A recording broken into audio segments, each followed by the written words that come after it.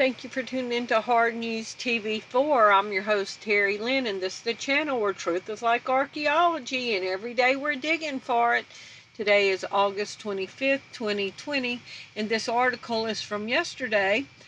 Investment advisor and former Assistant Secretary of Housing says we are entering a war period. Austin Fitts warns nothing will ever be the same.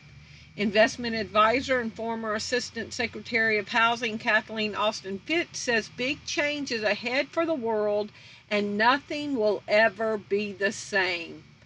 Fitts lays out the so-called reset you've been hearing about for the past few years and says we are in the process that I would recall is a global reset.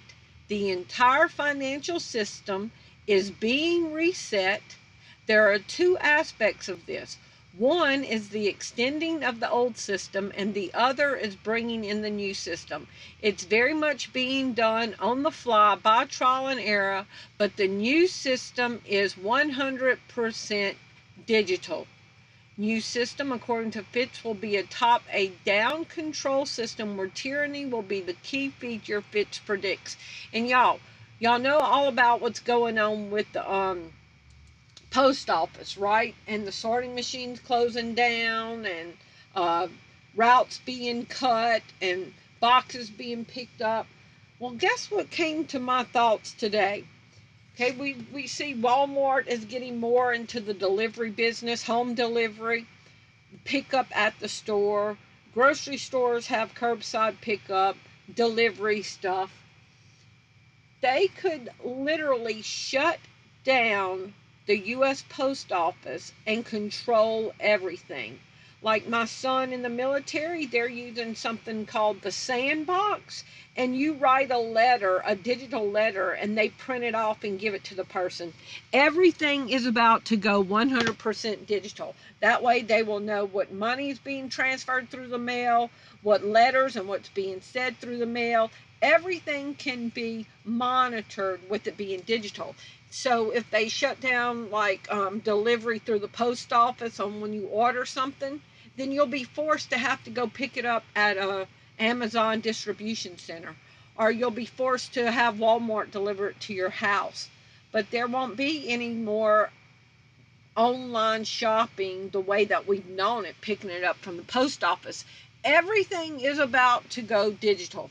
Now, we've got 10 articles to get to. This is Terri Lynn's top 10. So she said the reset is happening. This is article number 2. Wells Fargo preparing to potentially cut tens of thousands of jobs. Remember we talked about Australia is picking up over 2,100 ATMs? If everything is going digital, they don't need tellers and things like that anymore. Okay? Article number 3. More than half of San Francisco's storefronts closed due to the pandemic. So watch the economic fallout. Article number 4. American Airlines is cutting 19,000 jobs when federal aid expires in October.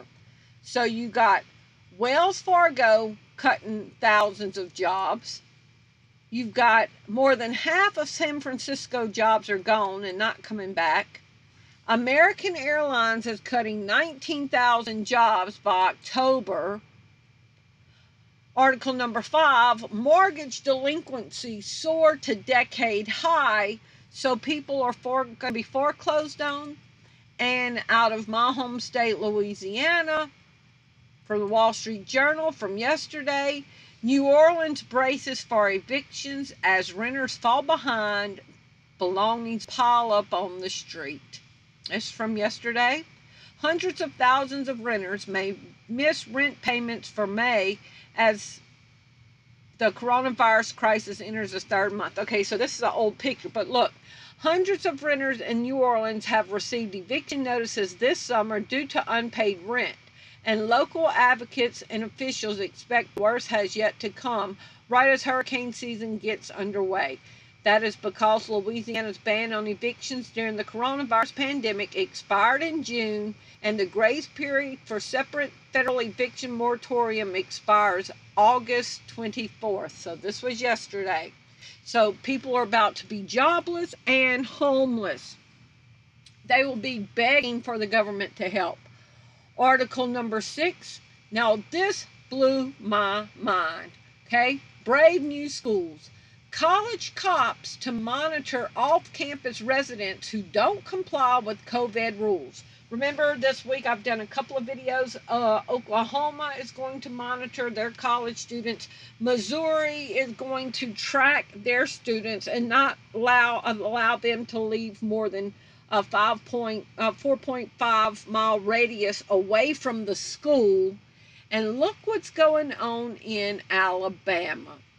The University of Alabama and the Tuscaloosa Police Department will monitor off-campus residences that are not complying with COVID-19 rules, the school announced in a Sunday statement.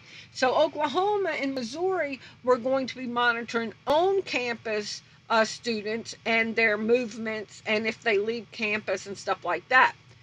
Alabama is going to be monitoring off-campus residences like they are property of the school and the state. Campus and city police forces will also be watching bars and restaurants that fail to comply with Tuscaloosa and the University of Alabama's COVID-19 protocols, University of Alabama President Stuart Bell said in a statement Sunday.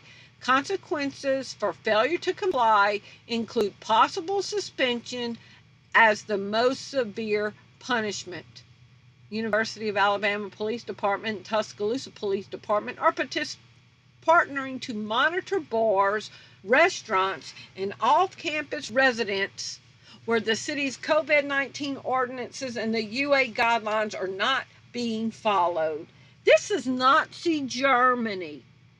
They're going to be watching college students to see if they're complying, and if the college students at their house aren't complying, then they could be suspended from college. Do y'all see the oppression expanding? Article number 7, wow. Please remain calm while the robot swabs your nose. A mid-tech startup wants to automate COVID-19 swabs. Now imagine sitting down and the robot jamming this thing up your nose and you can't even tell the robot it's hurting, you're too deep there. If you've tested for COVID-19, you've probably experienced the unpleasantness of the nasal swab. Someone takes a long-handed cotton swab and sticks it up your nose, way up your nose, until it reaches the back of the mucus cave that is in your nasal cavities. Upon arrival, they give the swab a good twirl to collect your secretions and beat a merciful retreat. I can say from personal experience that it's a uniquely unpleasant sensation. It's something that just feels wrong, like the opposite of scratching an itch. I love this phrase. It's just something that feels wrong. People intuitively know that this is not right. That's perhaps why I was so unsettled by the sight of an autonomous nasal swab robot developed by Taiwanese medtech startup Brain Navi. Brain. And people talk about this nasal swab as busting the blood-brain barrier, and they're naming this the Brain Navi. Of all the entities I don't want sticking cotton swabs up my nose, an industrial robot arm is pretty high up on the list, right between an excitable toddler and a trained mountain gorilla. A nasal swab requires trust. Y'all see? Do y'all see that they won't even respect our humanity? They'll just have chairs and you'll sit down and robots will just do whatever they want to do. Article number 8. Y'all stay with the next 3 articles because they're very important. Orwell's nightmare. Facial recognition for animals. Animal form. Orwell's nightmare Facial recognition for animals promises a farmyard revolution. Y'all remember the book Animal Farm?